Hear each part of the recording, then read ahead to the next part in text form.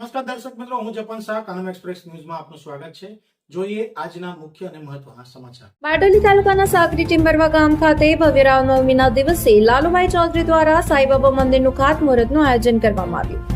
બારડોલી તાલુકાના સાકરી ટિમ્બરવા ગામે સાંઈબાબા માનવ સેવા સમિતિના પ્રમુખ લાલુભાઈ ચૌધરી અને મમતાબેન ચૌધરી દ્વારા 2005માં બનાવવામાં આવેલ સાંઈબાબાનું નાનું મંદિર રામનવમીના શુભ અવસર પર હવે મોટું કરી નવનિર્મિત કરવા માટે ખાતમુહૂર્ત કરવામાં આવ્યું.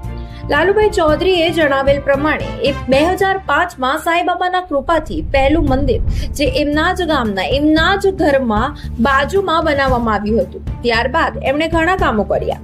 સાંઈબાબાની કૃપાથી અને સાંઈબાબા ઉપર અસીમ શ્રદ્ધા રાખીને 2005 થી લઈને આજ દિન સુધી આશરે 105 સાંઈબાબાના નાના મોટા મંદિર અનેક જગ્યાઓ પર નિર્માણ પામ્યા છે. સાંઈબાબાના કૃપાથી બાબાને આશીર્વાદથી તેઓ 105 સાંઈબાબાના નાના મોટા મંદિરો ગુજરાત, મહારાષ્ટ્ર, યુપી, બિહાર, બંગાળ, કર્ણાટક જેવા અન્ય રાજ્યોમાં બનાવવા માટે કામ કર્યું છે.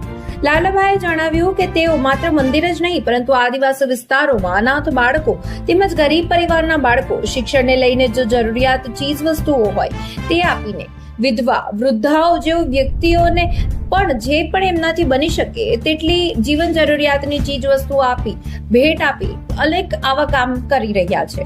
એની સાથે સાથે અનાથ દીકરીઓને ગરીબ દીકરીઓ માટે 52 જેટલા લગ્નમાં પણ કિચનમાં વપરાતા વાસણોનો સેટ પણ આપી અનેરું કામ કર્યું છે.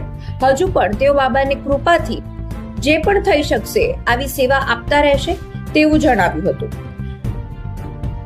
જેમાં આ રામનવમીના શુભ અવસરે યોજાયેલા કાર્યક્રમમાં લાલુભાઈ ચૌધરી અને મમતાબેન ચૌધરી, મંગુભાઈ પટેલ, ડાહ્યાભાઈ પટેલ, ડાહ્યાભાઈ હળપતિ, બચ્ચુભાઈ હળપતિ, જગદીશભાઈ હળપતિ, હેમંતભાઈ હળપતિ, રાકેશભાઈ હળપતિ, કૈલાશભાઈ હળપતિ, ધીરુભાઈ હળપતિ, જીતુભાઈ હળપતિ, દિલીપભાઈ ચૌધરી, કેતનભાઈ રાઠવા, અરવિંદભાઈ હળપતિ, દીપકભાઈ હળપતિ, નીલાભાઈ હળપતિ અને અનેક સ્થાનિક અગ્રણીઓ હાજર રહ્યા હતા. Reporter Ashwin power, Bardoli.